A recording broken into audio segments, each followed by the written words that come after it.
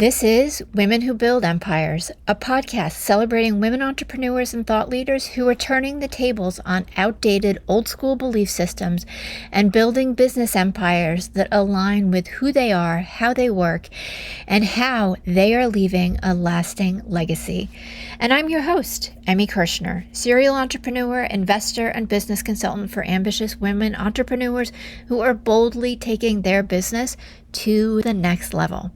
In each episode, you're going to get to know the women who are unafraid to put it all on the line as they share the stories of how both success and failure have helped them become incredible CEOs. Hey, Brittany, I am so excited to have you on the show today, mostly because eating healthy and healthy living is near and dear to my heart. I started this business as a health coach before realizing that my really most effective way to serve my people was in business and using all of the different experiences that I have had. But healthy eating is still so important. And I'm really curious, just share with us a little bit about your journey in starting your company and kind of your why you wanted to make such a difference.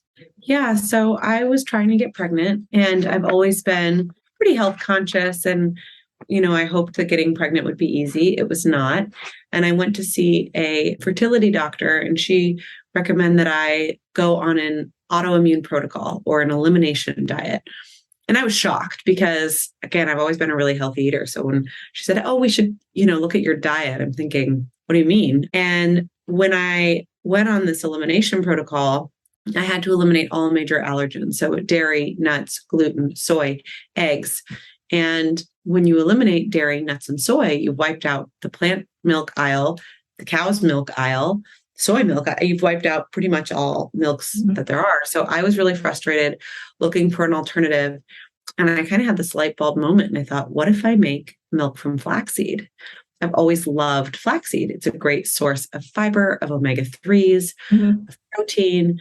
And, growing up in Malibu, we would buy it in bags and add it to smoothies or oatmeal. And I went home that day and I pulled out my blender and I started playing with a few really simple ingredients, the whole ground flaxseed, water, Himalayan salt. And I was getting this incredibly milky drink. And I thought, wow, maybe this could become something. And I had gone to culinary school, so I have a pretty good palate and I know how to cook. And I sent a survey out to everybody that I know. I have friends in, back east and friends in California. And I realized that there were a ton of people who are unhappy with the current plant-based milk options today. So at that point, I did what any aspiring entrepreneur would do. And I reached out to Whole Foods to pitch them on this idea. And I figured it would take 6 months to get a meeting. And in the meantime, I get all my ducks in a row. And to my delight and surprise, the buyer responded and said, yes, I'd love to hear more about this. Can you come in next week? And so I panicked because I had no product. I had little samples from my kitchen. I had mock packaging done at this graphic design place. And I called a friend and I said, I don't think I can do this. I'm not ready. I don't know anything about beverage or consumer packaged products. And he said, you can't cancel on Whole Foods. You might not get that chance again. So I went in with little samples from my kitchen and she said, I'd love to bring this into grocery stores. And so it was a really terrifying and exciting moment. But ultimately it worked out because I got to go into my first manufacturing run knowing that Whole Foods was going to be a customer. Yeah. And I want to back up because there's so many layers there that you just shared in like 2 minutes. And at what point when you were doing the elimination diet, like most people would definitely not be like, oh, let me start a business to fill this need that I just figured out. Right. Most people would just be like, oh, well, I won't drink milk. Right. Like I won't do that. And they'll suffer through that and complain. And so what was it for you that was the catalyst in I'm going to actually solve the problem? It was the beginning of the oat milk craze. And my husband was like, well, you can drink oat milk. And when I dug and looked at what oat milk is, I said, I'm not drinking this. This is garbage. This is oil. This is sugar. This is carbohydrate. There is nothing in this product that makes me want to consume it, especially when I'm trying to be at my optimum health and I'm trying to get pregnant. And I thought, what a joke that this product is having this explosive moment in terms of publicity and everything. Right. And I thought, there's got to be a better way. I grew up drinking cow's milk. I would have a big, tall glass of cow's milk with every meal. We thought it was good for us. Granted, it probably was better in the 1980s than it is now, because now these cows are pumped with hormones and antibiotics and all of these crazy things. But I wanted a milk that you could consume that would actually add to your health. I mean, you said you don't really drink milk. Mm-hmm. I guess that's because you don't really need it. There's not a lot of milks out that are going to really add nutrition to your diet. That's what I'm changing with Malibu Mylk. Malibu Mylk, when you add it to your tea in the morning or your smoothie or your oatmeal, or, I bake with it all the time. I made the most unbelievable chicken meatballs the other day that called for a cup of milk, and I used Malibu Mylk. So instead of all the sugar that milk has, I was adding fiber, omega-3s, and protein to my meatballs, and they were phenomenal. They were so moist, you'd never know it. So I am hoping that I can convince the consumers who aren't really drinking a lot of milk, here's an option to add to your diet, because it's the first whole plant milk. It's actually good for you, and it's also good for our planet. Yeah, I think one of the things that people don't understand, particularly with almond milk, I don't know if it's true with some of the other nut milks, is that almonds take an enormous amount of water to grow and farm. And my understanding is that your milk does not. Yeah. So it takes 20 gallons of water to produce 1 glass of almond milk. 80% of the world's almonds are coming from the state of California. So it's a very real local issue for me. And, California has been in a drought for as long as I can remember now. And those almonds are using 10% of California's water supply. It's ludicrous. Meanwhile, it'd be one thing, by the way, if almond milk was really good for us and we really needed it. No, you blend almonds with water, you strain all the almonds out, all of the protein, all of the nutrients that are in those beautiful almonds gets thrown away, and you end up with almond flavored water. Meanwhile, flax flour only requires natural rainfall. We're using the whole seed. We grind it up. We don't strain anything out. That's why we're calling it a whole plant milk. You end up with all that fiber, all that protein and omega-3s in every single glass. It's got prebiotics that are great for your gut. It's really good for the digestive tract. All of this is found in the flaxseed, and that's what ends up in a glass of milk. And so you can use it. It's so versatile. That's what's amazing about the milk, is the versatility. Okay, so how is it in coffee? Because that would be the only place that I still use. Yeah. I use heavy cream. Yeah. I mean, it's not as thick as heavy cream, so you need to use a little more milk, or just, it's going to be a little different, but it's, what are you getting from your heavy cream other than pure enjoyment, which I understand that's important too. That's it. Like the coffee a certain way. Yeah. So if you can make it functional and it still tastes great, maybe it doesn't taste the exact same, maybe it's a little different, but it's actually good for you. I think that's something. Yeah, absolutely. So you have this meeting with Whole Foods, and you're figuring it's going to take 6 months, and it didn't. So you haven't really even, you have no experience in mass producing a product, right? In large volume. You have zero. I have experience in producing a product, period. I mean, I'm starting from scratch. And it's not something not a family business. Nobody ever did this. Yeah. Yeah. So after you had the celebratory moment, and I presume the oh shit moment, what were some of the next steps that you took? And was fear part of your experience of, oh my God, what have I gotten myself into? I still have fear in my experience every day. Yes, I had to find a co-packer. I needed to find someone that could process this product. I was speaking to another founder yesterday, and she's like, I don't know about you, but for me, finding a co-packer was the hardest piece. It was really, really, really hard. I went to networking events where there were other beverage manufacturers there, founders, and I started asking around, where could I pack this product? They knew, because they were they were founders of beverage products. And I got the name of a local company, and I was like, oh, and this guy was like, these people can do it. For sure, they can pack your product. So I was really excited, and then they wouldn't answer the phone. Could not get them to respond to me, because who am I, right? They don't want to talk to me. I don't have any existing products. Like I'm, Joe Schmo with no beverage experience. So I had to find someone who knew them who could make an introduction, which I did do, but like this whole process.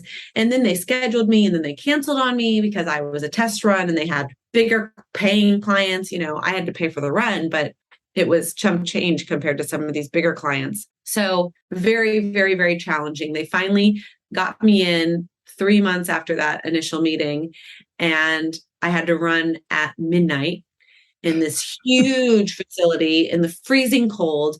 I made my husband come with me, and then he was like, all right, I got to go. Like, I've got to go back and go to bed and run my company tomorrow. Like, you've got to do this on your own. And I was like, no, don't leave me here. And I did it, and I got through it. And, it wasn't easy, and there were a lot of hiccups along the way, but we did launch actually on my birthday was when the product hit the shelves in Whole Foods for the first time. It all felt very like serendipitous in a way.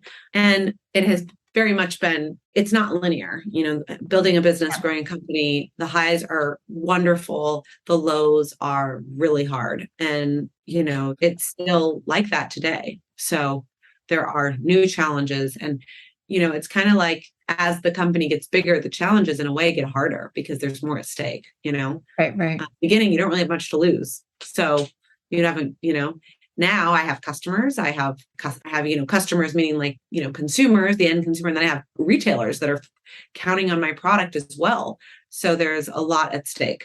Yeah, absolutely. What do you feel has been the biggest challenge that you've overcome so far? I think manufacturing the product, getting it from ideation to packaged, sellable product. Okay. And kind of beating down that door of getting the right company to create it in volume. Yeah. And your milk is available throughout the country, just about. So yes, usually it's available on our website. And I would say, just go to our website and give you a code for your listeners. And we had a manufacturing problem, and we are out of stock right now. We're completely sold out on our website. However, you can find our cold plastic bottles in most retailers around the country. So we're in Whole Foods in the Northeast. We are in Mom's Organic in like the Washington, D.C. area. We're in the Fresh Market in the South. We're in Central Market in Texas. We're in PCC in the Seattle area. We're all over the state of California, and like so many stores, too many to count. And our product will be back on the website, hopefully in January. But right now we are out of stock. That's a good problem to have. No, it's not. We're turning down sales left and right. It's really painful. We're not going to hit certain targets because of these out of stock. So it's, it's rough. But I think there's this like challenge where as a founder, I think a lot of people want to sit in the driver's seat and like, oh, everything's great. No, it's perfect. Like, no, it's not. It's a nightmare that we're out of stock on our shelf stable product right now. And it'd be one thing if we were like getting back in stock, the day later, but that's not what's happened. And the co-packer we were packing can't pack it anymore. So now it's finding a new co-packer, and like, it's been very stressful. Mm-hmm. We're working out, there's always, where there's a will, there's a way. It's hard to remind yourself of that sometimes in the moment, but I try. Yeah. I find, at least in my experience, it's the magic making when it seems like there's no other options too. Yes, that's true. And if you can hold that, and I've really tried, like we actually have a new idea that we might be launching now in January as a result of this. And we would have never done that if this hadn't have happened. Mm-hmm. So this is your opportunity to create something new, to be challenged. And if you can like hold that feeling and say, okay, well, maybe this is the path and maybe it'll ultimately be better. Yeah. Again, not easy to hold when everything's falling apart, but that's what it takes sometimes. No, it's not. And I think that's okay. Like, I think what you said about, everything's all rosy and sunshine. Yes, you want to be in a positive space, and let's acknowledge what's real and what's happening and the feelings that go around it, and then move on to fixing, changing, shifting, learning. So, totally. How long has it taken you to expand from being essentially just in California or just starting that one Whole Foods to where you are now? A couple of years. I mean, the business is a couple of years old, so it's taken a couple of years. We're in 1,000 grocery stores now, and COVID slowed that growth pretty substantially because usually grocery stores are taking what they call like reset meetings all the time. they have like a calendar. So they take their meetings for Mylk and say May, and then they do their reset in, July. All of those were canceled for a good year and a half. No one brought anything new into the stores. It was about maintaining their supply chain, keeping their shelves stocked. And so that was really hard for us. But as soon as things started like open back up and normalize, buyers were really excited to get our product because it is so unique, and it tastes great, which is the most important thing, obviously. Yeah. Yeah. It can be super healthy for you, but if it doesn't taste good. Right. But that's still pretty like rapid growth to only be a couple of years old and to expand that quickly. So, I mean, especially with, yes. Yeah. Yeah. Especially with COVID. But that's a testament to your leadership as well. Thank you. I think it's, you just got to keep your head down and keep going. And I did most of the sales myself for a long time. I have an incredible salesperson now who I love working with. When the company is new and young, I think it's really great to have the founder doing most of the sales because my story is, so much a part of that. And I even still, like for important buyer meetings, like I'm on those phone calls, but you can't do everything. And like as a founder, I have to fundraise and I have to oversee all the other elements of the business as well. So it's really great to have a salesperson that I know I can trust and count on. Yeah. And what has the fundraising aspect been like for you? It's also been a roller coaster ride. I have self-funded in the beginning, and then I was going to do a joint venture with another big beverage company.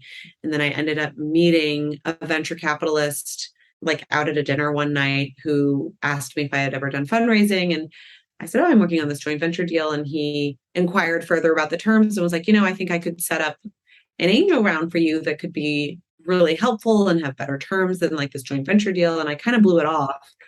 And then I ended up, talking to my husband about it later. And he said, you should hear this guy out. He's a pretty big deal in the venture capital world and knows what I didn't know who he was. And so I did. We set up another meeting. And he offered to not only offered, he really pursued the business and said, like, I would really want to lead this angel round for you. And so it took a little bit of convincing, but I ultimately went in that direction.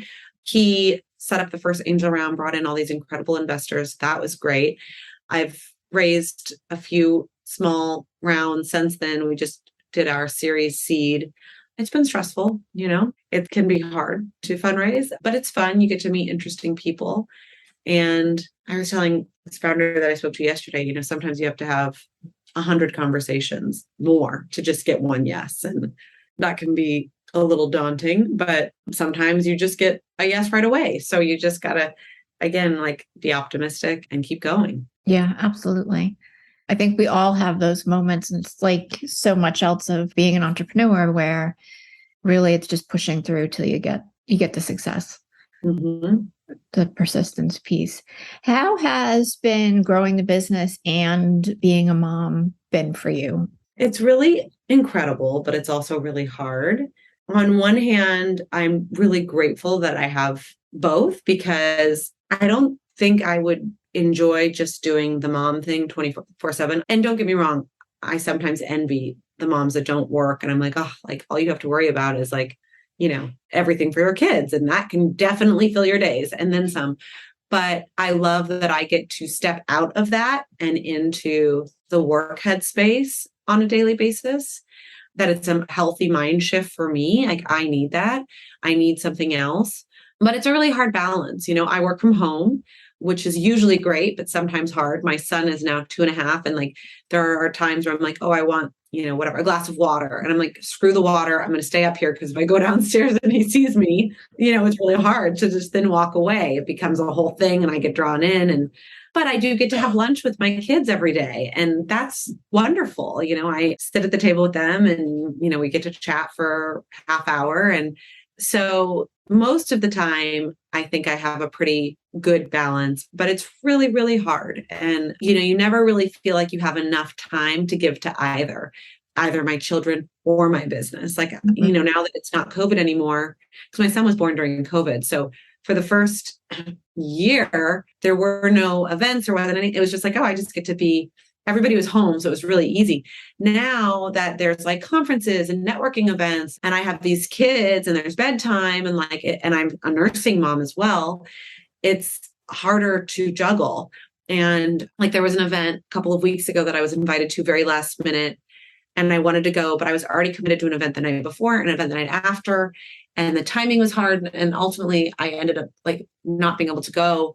And I felt really bad about it because like, was there people I should have met there? And like, I couldn't do it. I needed to be home that night with the kids. And so those are the things that are like, that are really hard. And, my son is now in a preschool and like, there's all these moms that are super involved and I'm a little involved, but like, I can't be that involved. I'm working full time, I'm Right. going to be the room mom right now. Like, I don't have that kind of time. And there's all these moms with their babies doing like these mommy and me classes. And like, I can't do that. I need to really pick and choose. So that's all hard, but it's worth it for me. Absolutely. What advice do you have for other women entrepreneurs who are trying to find that same fluidity that you're working with every day? I have a few women that I've gotten to know who are also working moms, and it's really nice. We'll like take walks together. I took a walk yesterday with another founder, and she has a baby who's 1 month older than my youngest. And so that's really nice to just like walk for an hour, talk about things with the business, talk about things with, juggling, being a, working mom. And like, I find that really, really valuable. So I would say find another working mom friend it doesn't have to be exactly on your page, right? But like, who's growing a business, who's growing a family, who understands. It's really nice to just be able to commiserate, and share freely and have them get it. And, for me, like a lot of nights, it's after the kids go to bed at 7:30, I'm back online and I have, another hour or so of work to do, clear space so that I can really dive in. There's not as much social time. I think that's one of the things it really gives is time for your friendships. And like I said, I now really do value these friendships with these women who are also working because they get it, but we have less time. So there's not as much time to hang out with one another. But yeah, my advice would be to do something for yourself every day. For me, that's a walk. Every day I was trying to get 10,000 steps. I don't have time for 10,000, but even if I get like at least 6,000 to 8,000, I'm pretty happy.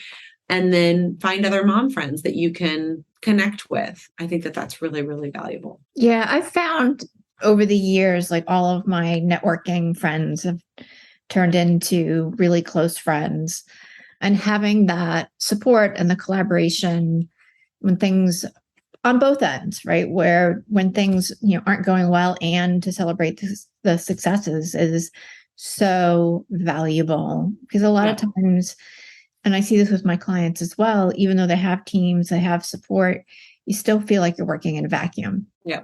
So I wholeheartedly agree. Just to kind of change subjects a little bit, how do you see sustainable products growing in the next couple of years or not? Huge. It's going to be huge.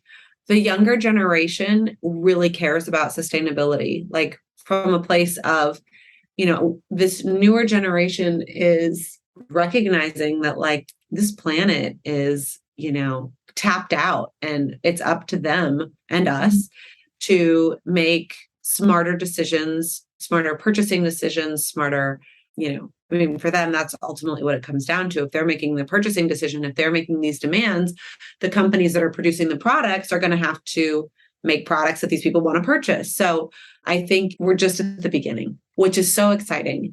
I had a call with Google a couple of weeks ago, and they want to know, can I produce a milk for them that has no plastic? They want zero plastic.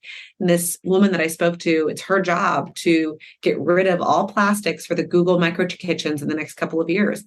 And I said to her at first, I was like, I don't think we can do that, but I actually think we've come up with a way that we can.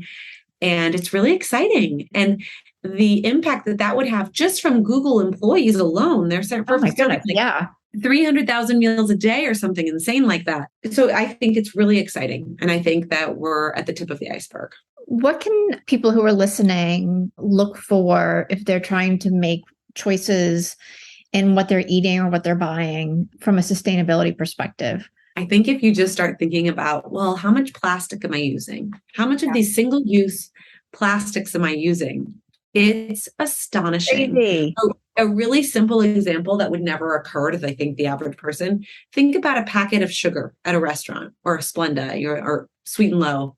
Paper, right? Recyclable paper. No, those are lined with plastic. That's how they stay fresh. those cannot be recycled, and they are a single-use plastic. They can be made from recycled material, but they cannot technically be recycled. And when you see these recycle bins and you see, oh, paper, plastic, I bet you 90% of people throw those little things in the recycle bin, but they cannot be recycled because they have plastic in the liner. So when you think about the things that you're buying, toothpaste tubes, anything in your kitchen at all, makeup, hairbrush, all of it. So try to, when you can, choose a material that's not plastic. Yeah, I love that. I stopped buying liquid soap and I buy only bar soap now. That's a great example. Yeah, to reduce plastic. And I'm slowly and bar soap is better for your body usually. So yeah, bar soap is usually a cleaner choice than a liquid soap. I love that. And at Whole Foods, they even have ones that don't have any packaging. You just pick it up and take it. That's where I go. Take your own grocery bags to the grocery store. I'm not always good about that. I forget, I'm out and running around and I don't have my bags. And keep the bags in the car. Yeah, I have them in my car. I have them in my apartment. I walk a lot of times. And I think people don't realize that how all of these little choices can add up if more and more people start doing them. Yeah. Absolutely. When I was really focused on healthy eating, one of the things that we did, and this was 20 years ago, but I used to drink Coke before I had my kids, and I stopped because I didn't want to put that type of sugar in my body while I was pregnant. So I started drinking seltzer because I really like, and sparkling water because I really like the bubbles. And when we moved from Massachusetts to Pennsylvania, we started doing the same thing, or continued doing the same thing. And slowly all my neighbors stopped drinking soda and started drinking sparkling water or seltzer or whatever it was that they were choosing. Wow. And they were like, oh my God, we don't even miss it. And now we feel better because we're not drinking 3 days worth of sugar. And so I think there's a lot of power in these little small decisions. There is. Yeah. So I love that you're leading the way. What's new for you, or what are you thinking you might expand into, take on, et cetera, for 2023 and beyond? A concept that we're working on right now is a powdered form of the milk. So it would eliminate shipping these heavy plastic bottles. You would get a little packet that kind of looks like an oatmeal packet with the powdered milk. You would add it to your blender. You would add 8 ounces of water. You would blend it. You would have your milk. You can also use these powders without water and add them to a marinara sauce, a macaroni and cheese. Get that fiber, those omega-3s, in a dish that wouldn't necessarily usually have a ton of those nutrients. So that's what we're working on that we're really excited about. That is so cool. Thank you. I would presume you could have smaller packaging, more sustainable packaging. Totally.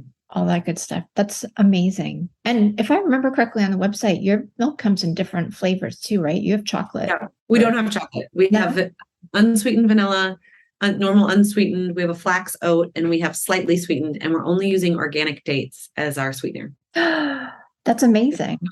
It's the best one. The slightly sweetened is so good. Oh my God, that's amazing. So where did that idea come from? Because that's very unusual. As a young mom, I'm really cautious about the refined sugar, and I don't want my kids having refined sugar if I can avoid it. And so at the time we were making our milk with organic sugar, and I was like, no, I don't want to drink this because of that. Now I drink the slightly sweetened one all the time because it's sweetened with a little bit of dates, and there's only 4 grams of sugar per serving, which is nothing. And it's so good. It's the fan favorite for sure. That's amazing. I love that. Because dates have a lot of nutrients too, right? Yeah, totally. Because I've used them to do some raw desserts. Yeah. Delicious. Carrot cake. That's oh my God. Oh, I bet. Yeah. So, Brittany, this has been so much fun. And I feel like I've learned so much too. Share with everybody where they can connect with you, where they can find Malibu Mylk. So check out our website, malibumylk.com. Milk is spelled with a Y, so Malibu, MYLK. I'm Brittany at malibumylk.com. You can find us on Instagram, Malibu Mylk. And we should be back up on our website, like I said, in January. I'm not sure when this is going to air, but check us out. Okay, awesome. Thank you. Thank you. It's my hope that you find at least one nugget of value in each episode of Women Who Build Empires. And if that's true, please follow and share Women Who Build Empires with your friends and leave a review on Apple Podcast. Your support is what will help this podcast be found by more women just like you.